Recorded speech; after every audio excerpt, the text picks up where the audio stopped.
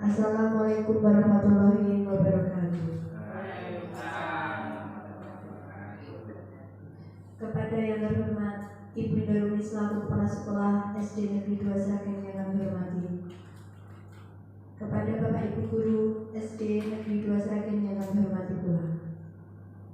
Pertama-tama, marilah kita panjatkan puji syukur kehadirat Allah Subhanahu wa Ta'ala yang telah melimpahkan rahmat dan karunia-Nya kepada kita semua, sehingga pada siang hari ini kita bisa berkumpul di sini dalam acara pengimbasan disiplin positif di sekolah tanpa halangan suatu apapun.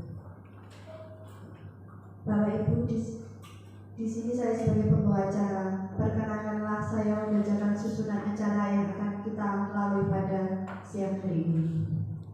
1. Pembukaan. 2. Menyanyikan lagu Indonesia Raya. 3. Sambutan. 4. Menyampaikan materi. 5. Tanya jawab. 6. Penutup. Menginjak acara yang pertama, yaitu pembukaan, marilah kita buka acara pada siang hari ini dengan bacaan basmalah bersama-sama.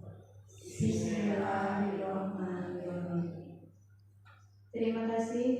Semoga dengan bacaan basmalah tadi acara pada siang hari ini berjalan dengan lancar. Acara yang kedua yaitu menyanyikan lagu Indonesia Raya. Hadirin dimohon berdiri.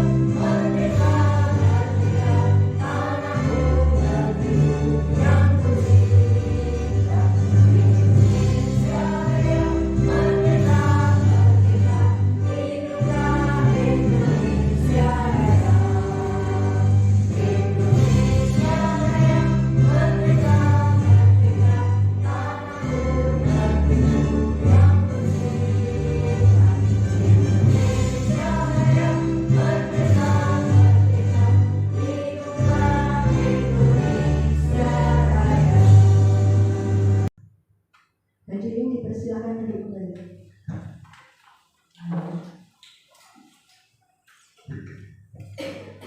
Menginjak acara yang kedua yaitu sambutan. Kepada Ibu Darumi MPD kami persilakan. Bismillahirrahmanirrahim. Assalamualaikum warahmatullahi wabarakatuh.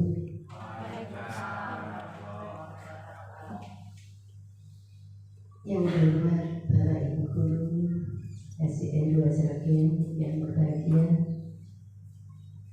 Pertama, mari kita panjatkan puji syukur bagi Allah Subhanahu wa Ta'ala yang mana pada kesempatan kegiatan pengindasan budaya positif di sekolah kita dari calon guru penggerak di SD kita. Semoga dengan karunia dan rahmat Allah bisa bermanfaat bagi kita semua. Allahumma amin. Bapak Ibu yang kami hormati, yang berikutnya saya ucapkan terima kasih kepada Ibu Sophie Yuli Natun Kasisah Sarjana Pendidikan, yang mana saat ini telah berjalan beberapa bulan untuk melaksanakan calon guru penggerak. Pada kesempatan kali ini, harapan kami dari Ibu Sophie sebagai calon guru penggerak, yang pertama, semoga Ibu Sophie, untuk khususnya pribadi Ibu Sophie, bisa menambah wawasan yang mana ilmu yang diterima dalam kegiatan calon guru penggerak ini bisa bermanfaat, juga bisa memberi atau membuat motivasi kepada guru-guru kita, akhirnya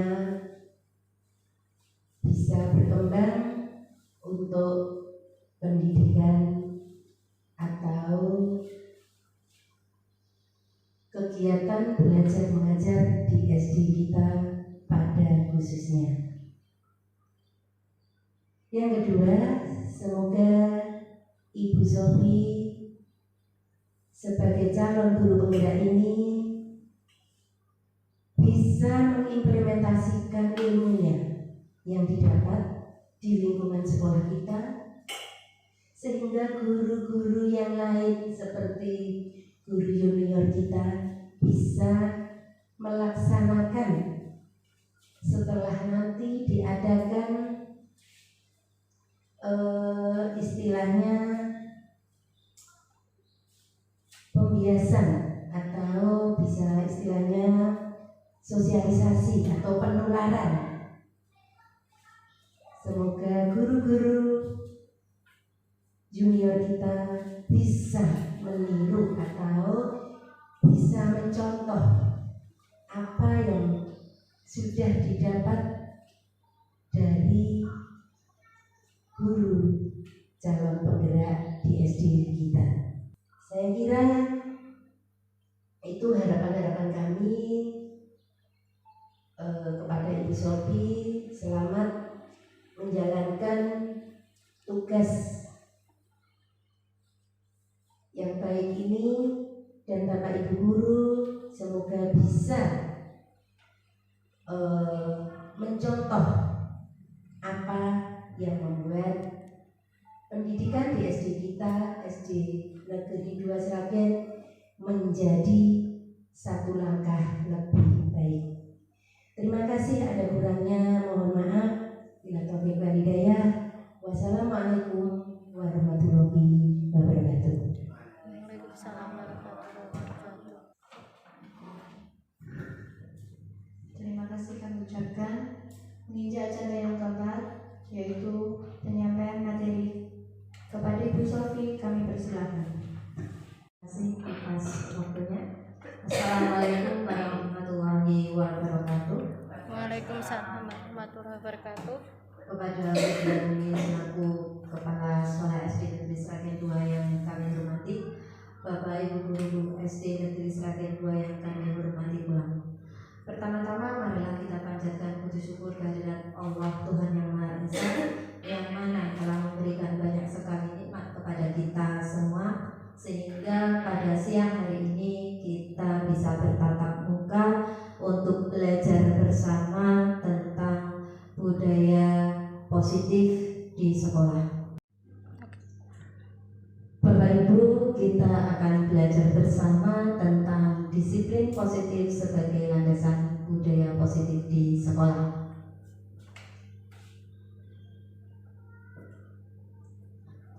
Pengertian disiplin positif. Apa sih disiplin positif itu?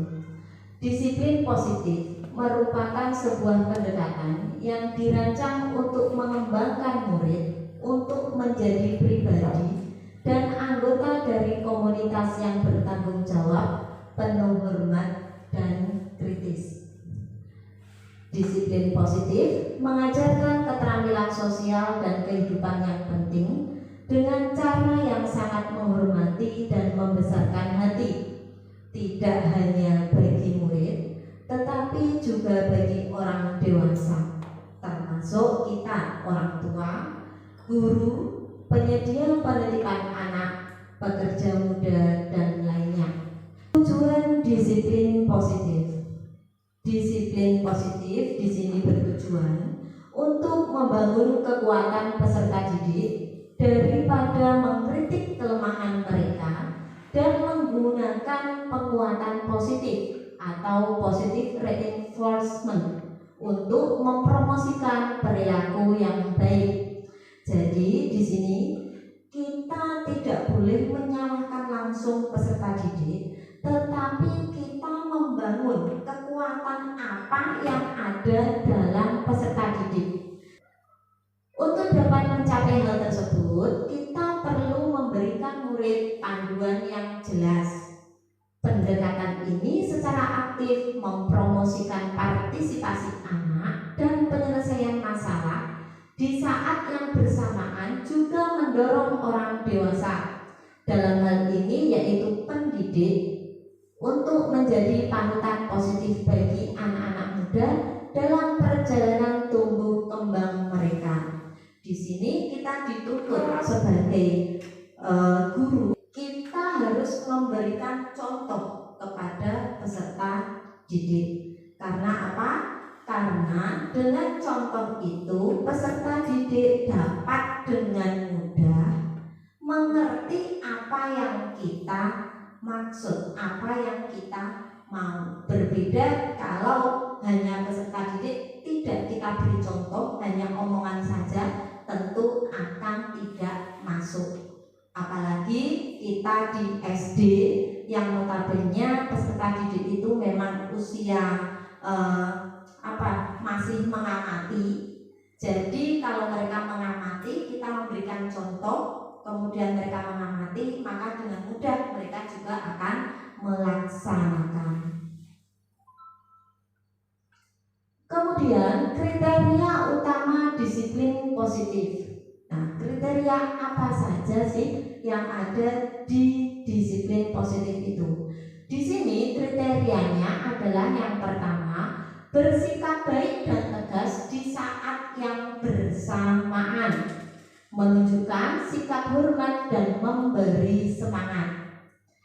Nah, kemudian yang kedua, membantu murid merasa dihargai dan memiliki keterikatan antara dirinya dengan guru dan teman di kelasnya, sehingga ia merasa menjadi bagian dari kelas. 3. Memiliki komitmen untuk mempertimbangkan efektivitas dan dampak jangka panjang bagi proses belajar murid dari tindakan yang diambil. Dengan begitu, pendidik harus fokus pada perubahan dan peningkatan perilaku yang menetap, bukan hanya pada perilaku yang berhasil ditampakkan pada saat itu. Yang keempat, menerapkan disiplin positif berarti membekali murid dengan keterampilan sosial dan mendukung pertumbuhan karakter yang baik, seperti rasa hormat, kepedulian terhadap orang lain, komunikasi yang efektif, pemecahan masalah, tanggung jawab, kontribusi, dan kerja sama. Yang kelima, mengajak murid untuk menemukan bagaimana mereka mampu dan dapat menggunakan kekuatan diri mereka dengan cara yang membangun. Disiplin disiplin positif itu dapat membentuk karakter anak menjadi lebih baik lagi. Dari yang semula anak itu istilahnya bersikap kurang baik, kurang hormat, maka dengan adanya kebiasaan melalui disiplin positif diharapkan murid menjadi lebih baik lagi. Mereka memiliki rasa tanggung jawab dan lebih hormat. Hormat kepada siapa? Tentunya kepada siapapun yang ada di sekolah, baik itu bapak, ibu guru ataupun terhadap temannya.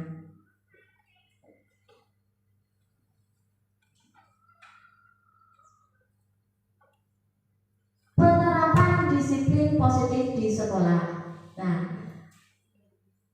1. Menerapkan pendekatan disiplin positif dapat membantu sekolah memainkan peran penting dalam menciptakan masyarakat yang lebih adil dan manusiawi. Murid cenderung menjadikan orang dewasa sebagai model. Jika murid melihat orang dewasa menggunakan kekerasan fisik atau psikologis, mereka akan belajar bahwa kekerasan dapat diterima, sehingga ada kemungkinan mereka akan menggunakan kekerasan terhadap orang lain. Nah, di sini jangan sampai karena kita sebagai pendidik tidak boleh menggunakan kekerasan. Kenapa? Seperti yang saya katakan tadi, bahwa murid, terutama murid SD itu masih mencontoh, mengamati apa yang orang dewasa atau yang guru lakukan. Jika kita sebagai pendidik atau sebagai orang yang lebih tua menggunakan kekerasan saat memecahkan masalah, maka dengan sendirinya secara otomatis murid pun akan melakukan hal yang sama, meniru hal yang telah kita lakukan. Nah, kemudian yang kedua, sekolah memiliki peran penting dalam membimbing, memperbaiki, dan mensosialisasikan kepada murid mengenai perilaku yang sesuai. Agar perubahan berhasil, diperlukan pendekatan terkoordinasi yang melibatkan semua peran di komunitas sekolah. Sekolah perlu bekerja sama dengan orang tua untuk memastikan konsistensi antara rumah dan sekolah, serta membekali mereka dengan informasi dan alat untuk mempraktikkan disiplin positif di rumah. Peran dan tanggung jawab stakeholder sekolah.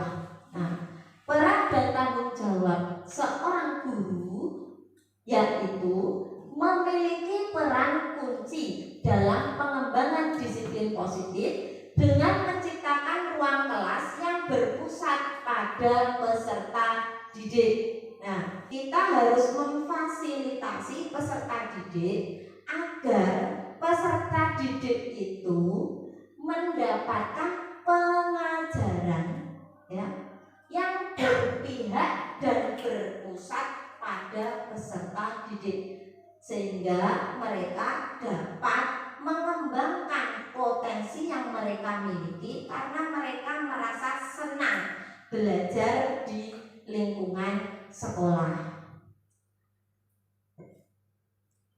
Kemudian peran guru yang kedua yaitu melibatkan dan bekerja sama dengan orang tua dalam penerapan disiplin positif. Kemudian peran yang kedua yaitu peran dari kepala sekolah. Seorang kepala sekolah harus berperan bahwa 1. Memastikan peran guru dan staf mendapatkan dukungan dalam menerapkan disiplin positif di sekolah. Kemudian yang kedua yaitu peran kepala sekolah mendukung dan mengawasi keterlibatan orang tua dalam menerapkan disiplin positif. Nah, selain mendukung, kepala sekolah juga harus mengawasi keterlibatan, bagaimana keterlibatan orang tua terhadap anak dalam disiplin positif. Kemudian yang ketiga, peran orang tua yaitu menciptakan suasana rumah yang aman dan nyaman sehingga dapat menerapkan disiplin positif yang konsisten. Nah, ini juga penting. Nah, karena apa? Dengan adanya lingkungan rumah yang aman, yang nyaman, maka anak pun akan merasa nyaman. Nah, mereka akan betah di rumah, mereka akan mencontoh hal-hal yang baik di rumah. Berbeda jika di rumah orang tua tidak menciptakan suasana rumah yang mendukung. Tentunya siswa akan menjadi atau memiliki perilaku yang menyimpang sehingga tidak mencerminkan budaya disiplin. Yang kedua, peran orang tua yaitu berpartisipasi dalam pertemuan sekolah dan memiliki hubungan baik dengan guru untuk mendukung pendekatan disiplin positif. Nah,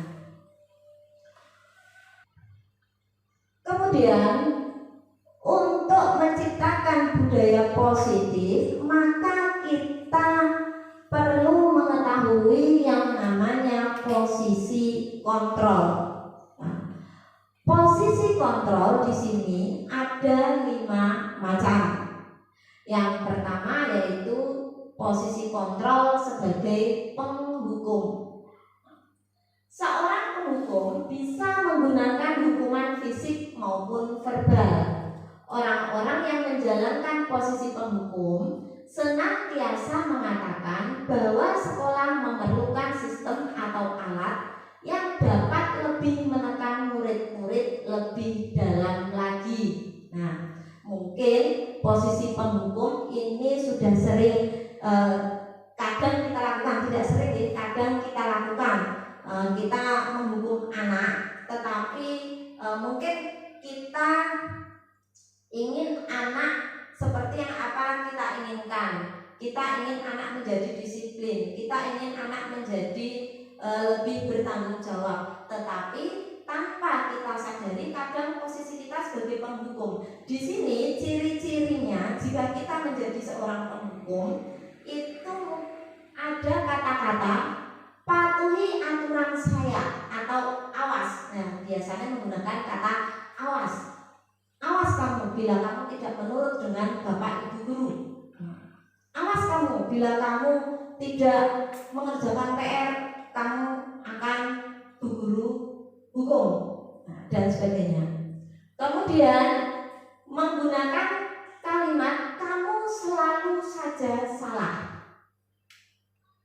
Kemudian kalimat yang kadang kita pakai selalu, pasti selalu yang terakhir selesai. Nah, ini kadang mungkin tanpa kita sadari bila ada anak yang agak lambat belajar, mungkin karena kita tidak sabar, tidak sabar menunggu, atau mungkin kita merasa sudah ditunggu lama sekali tapi anak tidak ada perubahan, menulisnya lama sekali atau bagaimana. Kadang kita mengucapkan kata-kata kalimat ini, kamu selalu yang terakhir, teman-teman sudah keluar, kamu belum, kamu pasti yang terakhir. Nah, ini disebut sebagai penghukum, yaitu membuat orang merasa bersalah. Nah, pada posisi ini biasanya guru akan bersuara lebih lembut. Pembuat orang merasa bersalah akan menggunakan keheningan yang membuat orang lain merasa tidak nyaman, bersalah, atau rendah diri.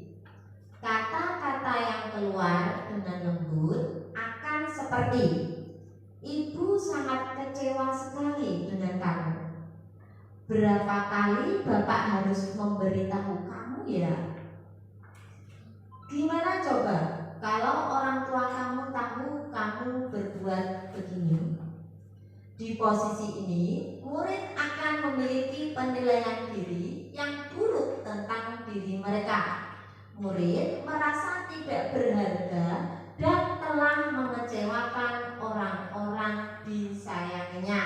Nah, pada posisi ini biasanya kita akan bersuara lebih lembut menggunakan kata-kata yang lebih lembut, tetapi ada saat di mana kita menggunakan keheningan, bukan mendiamkan, hanya membuat keheningan sehingga murid berpikir. Mereka berpikir bahwa mereka membuat kecewa bapak, ibu guru atau orang-orang yang telah disayanginya. Kata-kata yang keluar ya seperti tadi, ibu sangat kecewa sekali dengan kamu. Mungkin kita juga sering menggunakan kata-kata ini ya. Bu guru sangat kecewa dengan kamu. Nah, kadang secara tidak langsung kita tambah, bu guru kecewa dengan kamu. Kenapa kamu tidak bisa seperti teman kamu yang lain? Nah, itu sama saja ya, membuat orang merasa bersalah. Kemudian posisi kontrol yang ketiga yaitu sebagai teman. Guru pada posisi ini tidak akan menyakiti murid, tetapi akan tetap berupaya mengontrol murid melalui persuasi. Posisi teman pada guru bisa negatif atau positif. Positif di sini berupa hubungan baik yang terjalin antara guru dan murid. Guru di posisi teman menggunakan hubungan baik dan humor untuk mempengaruhi seseorang. Mereka akan berkata, ayo bantulah demi Bapak ya. Atau, ayo ingat tidak bantuan Bapak selama ini. Kalimat yang lain, ya sudah kali ini tidak apa-apa, nanti ibu bantu bereskan. Hal negatif dari posisi teman adalah bila suatu saat guru tersebut tidak membantu, maka murid akan kecewa dan berkata, saya berpikir Bapak itu teman saya. Murid merasa dikecewakan dan tidak mau lagi berusaha. Hal lain yang mungkin timbul adalah murid hanya akan bertindak untuk guru tertentu dan tidak untuk guru lainnya. Murid akan bergantung pada guru tersebut. Nah, biasanya posisi kontrol teman ini terjadi, mungkin kita merasa kita akan bersifat lebih lembut, bersifat terbuka kepada murid sehingga murid merasa lebih nyaman kepada kita. Tetapi tanpa kita sadari, posisi ini kadang berdampak negatif terhadap murid. Kenapa? Karena dengan adanya posisi teman ini, kadang murid jika tidak dibantu, maka murid tidak akan mau melakukan kebaikan lagi. Atau bisa juga murid hanya akan melakukan ketika dia senang dengan seorang guru tertentu. Mungkin murid senang terhadap guru A, maka saat dengan guru A dia akan senang dengan senang hati melakukan disiplin-disiplin positif, melakukan kebaikan-kebaikan. Tetapi jika dengan guru yang lain, guru B misalnya, dia tidak mau. Ya. Kemudian posisi kontrol yang keempat yaitu pemantau. Kemudian posisi kontrol yang terakhir yaitu posisi manajer. mentor di mana guru berbuat sesuatu bersama dengan murid, mempersilahkan murid mempertanggungjawabkan perilakunya, mendukung murid agar dapat menemukan solusi atas permasalahannya sendiri. Biasanya kita akan menggunakan kalimat apa yang kita yakini, apakah kamu meyakininya? Jika kamu meyakininya, apakah kamu bersedia memperbaikinya? Jika kamu memperbaiki ini, hal ini menunjukkan apa tentang dirimu? Atau dengan kalimat, apa rencana kamu untuk memperbaiki hal ini? Bukan dengan segitiga restitusi di sini dimaksudkan untuk posisi kontrol, ya, untuk mengontrol murid, untuk mendisiplinkan murid, kita bisa menggunakan segitiga restitusi. Restitusi adalah proses menciptakan kondisi bagi murid untuk memperbaiki kesalahan mereka sehingga mereka bisa kembali pada kelompok mereka dengan karakter yang lebih kuat.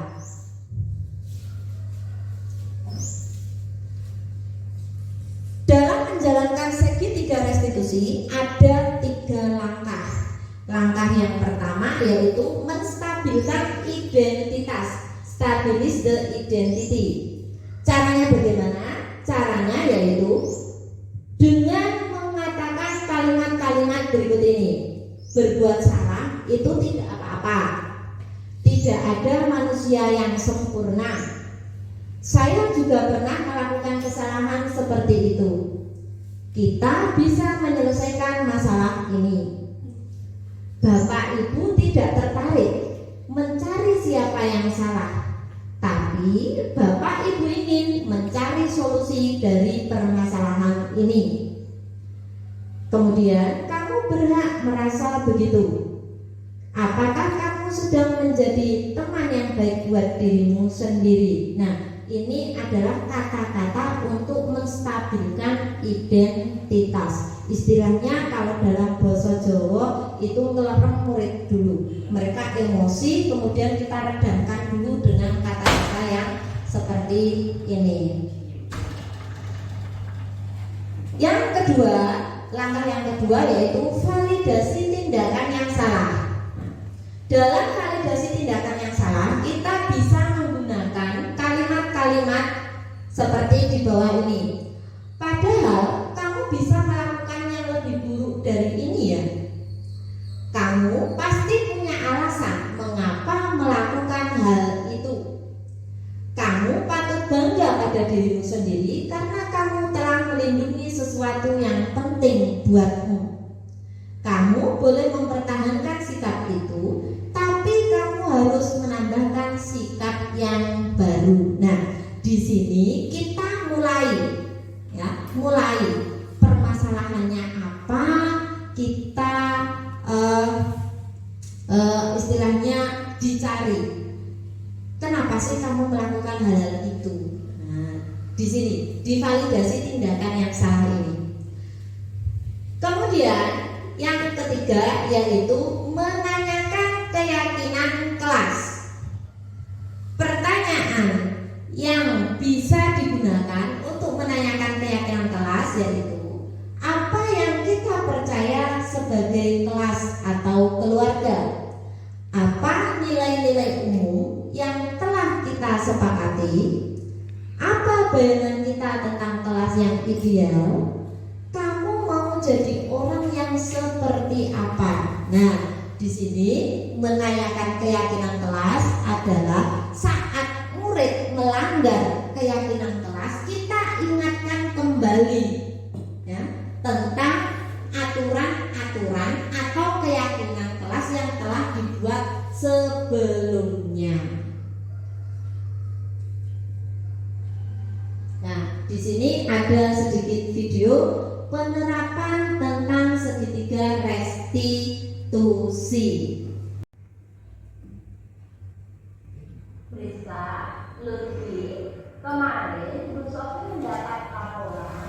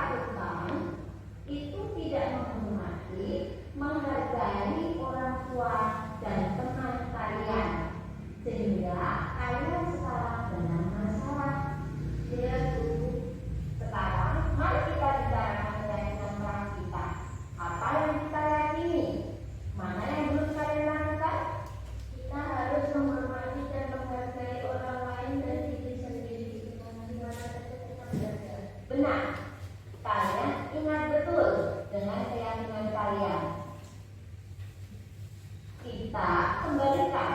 Saat ini kalian saling ejek nama orang tua kalian. Apakah ketika kalian melakukan hal itu, kalian telah menghormati dan menghargai orang lain dan diri kalian sendiri? Tidak, Bu. Dengan kalian saling ejek nama orang tua, kalian mendapatkan kesenangan dan perhatian bersama teman.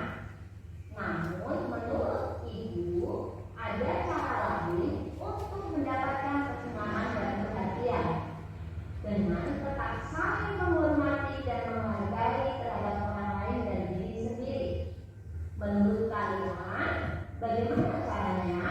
Saya akan mendekati dan akan berbicara baik agar bisa seperti yang saya katakan. Bagus. Saya juga akan menjawab yang diberi oleh kita. Bagus. Pasti lebih indah jika kita saling menghormati dan menghargai sesama teman.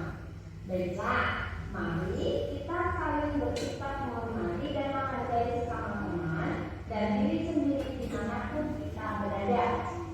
Setiap kita berbicara dengan orang lain, bicara dengan yang baik, yang sopan, yang saling menghargai dan saling menghormati orang lain. Siap, Bu. Bapak Ibu, tadi materi sudah saya sampaikan. Mungkin ada kurang lebihnya, saya mohon maaf yang sebesar-besarnya. Saya kembalikan kepada pembawa acara. Terima kasih, semoga materi yang telah disampaikan tadi dapat bermanfaat untuk kita semua. Acara yang kelima yaitu tanya jawab. Kepada Bapak atau Ibu Guru yang ingin bertanya, kami persilakan. Saya mau ingin bertanya. Silakan Bu Dewi, dipersilakan.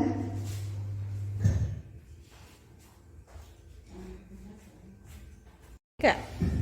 Terima kasih atas waktunya yang telah diberikan pada saya untuk bertanya. Tadi sudah dijelaskan oleh Bu Sofi tentang penerapan disiplin positif di sekolah kita. Tadi ada poin yang tentang 5 posisi kontrol yang harus kita laksanakan. Seperti 5 posisi itu adalah: 1, kita sebagai guru sebagai penghukum. Yang kedua adalah kita sebagai guru sebagai pembuat orang merasa bersalah. Dan yang ketiga adalah posisi kontrol sebagai teman. Dan yang keempat adalah posisi kontrol sebagai pemantau. Dan yang terakhir adalah posisi kontrol sebagai manajer. Dan tadi sudah dijelaskan sangat jelas posisi itu. Dan yang saya ingin tanyakan adalah, dari kelima posisi itu, mana posisi yang menurut kita pas yang kita terapkan untuk murid-murid di sekolah. Sekian dan terima kasih. Terima kasih Bu Dewi atas pertanyaannya. Pertanyaan yang sangat bagus sekali. Aplaus dulu untuk Bu Dewi. Ya. Dari 5 posisi kontrol yang telah kita pelajari tadi, mana sih posisi kontrol yang tepat yang harus kita laksanakan sebagai guru di sekolah, terutama sekolah kita ini, ya? Baik, kita lihat dulu, ya. Dari yang sudah kita pelajari, yang paling pas sebagai pendidik adalah posisi sebagai manajer. Kenapa? Karena dalam posisi manajer ini, guru bersama dengan murid, ya, bersama dengan murid, mengajak murid untuk mempertanggungjawabkan perilakunya. Ya, jadi mereka berbuat salah, maka mereka juga harus berani mempertanggungjawabkan. Di mana dengan posisi manajer ini kita menggunakan kata-kata, ya, selain kata-kata halus, kita juga mengingatkan kembali tentang keyakinan kelas, kesepakatan kelas sudah dibuat bersama. Jadi ketika murid melakukan kesalahan, mereka akan kembali mengingat, oh kemarin saya sudah membuat kesepakatan. Kalau saya melakukan kesalahan, berarti saya harus mempertanggungjawabkan atas kesalahan saya. Mereka akan sadar dengan sendirinya, sehingga dengan kesadaran itu mereka akan bisa lebih disiplin dan bisa memperbaiki perilakunya. Seperti itu, Bu Dewi. Mungkin penjelasan saya bisa diterima. Sudah, terima kasih. Tadi penjelasan Bu Sofi sudah sangat jelas. Semoga saya juga bisa menerapkan pada siswa tentang posisi 5 kontrol itu kepada murid di sekolah. Ya. Terima kasih Bu Sofi. Sama-sama Bu Dewi. Nah, Bapak Ibu, kiranya cukup sekian materi dari saya. Saya berharap ya, kita sebagai guru ya, bisa menerapkan budaya positif di sekolah kita supaya anak-anak memiliki karakter yang bagus, yang baik, sesuai dengan profil pelajar Pancasila yang digaung-gaungkan oleh pemerintah saat ini.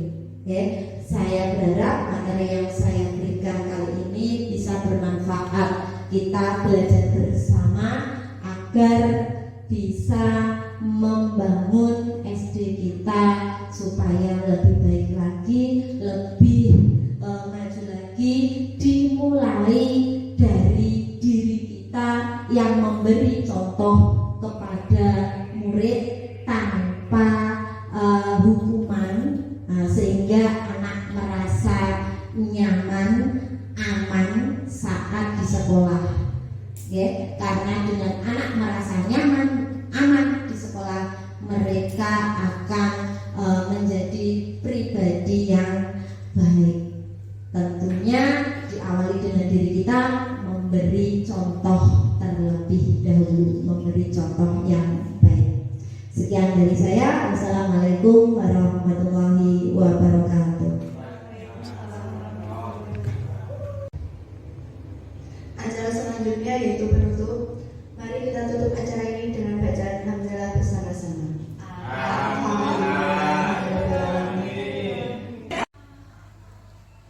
Bismillahirrahmanirrahim. Assalamualaikum warahmatullahi wabarakatuh. Alhamdulillahirabbil alamin. Asyhadu an la ilaha illallah wa asyhadu anna Muhammadar Rasulullah. Amma ba'du. Yang terhormat Ibu Sofi, di mana selaku guru calon guru penggerak, setelah melaksanakan aksi nyata pengimbasan guru penggerak yang mana di SD 2 yang berjudul Budaya Positif di Sekolah, harapan kami semoga setelah diadakan pengimbasan kepada Dewan Guru SD Negeri 2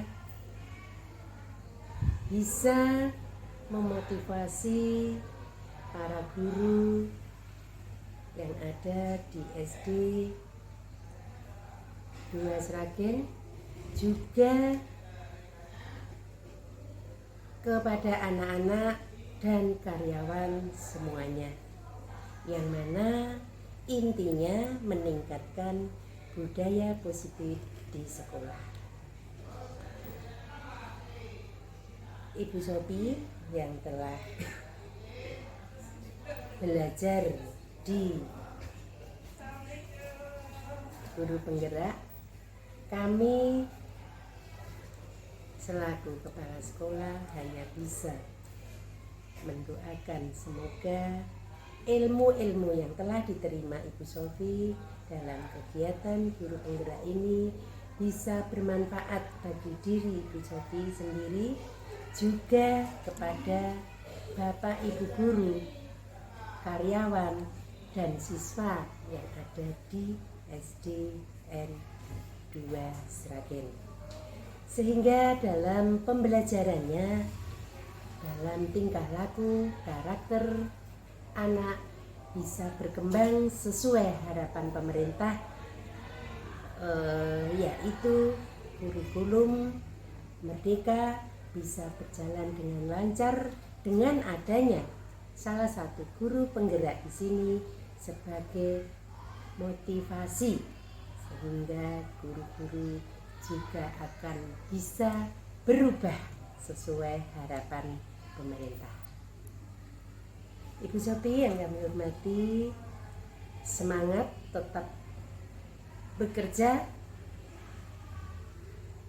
dengan optimal, bisa menggerakkan guru-guru, bisa memberi contoh, dan sehingga bermanfaat bagi kemajuan SDN 2 Sragen.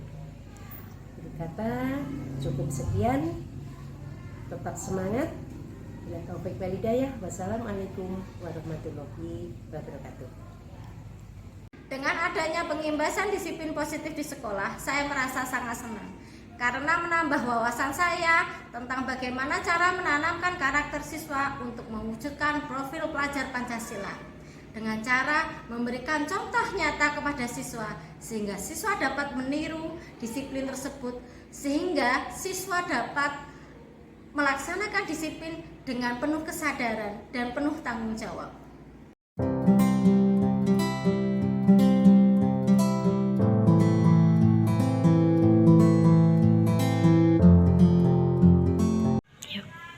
Assalamualaikum warahmatullahi wabarakatuh. Perkenalkan, nama saya Anggun Oktavia Rahmawati. Dengan penerapan budaya 5S, senyum, sapa, salam, sopan, dan santun di sekolah, saya merasa lebih nyaman ketika belajar di sekolah, karena saya dan teman-teman saling menghargai dalam bergaul. Saya juga lebih bersemangat saat berangkat ke sekolah, karena saya selalu disambut oleh Bapak dan Ibu guru dengan senyuman.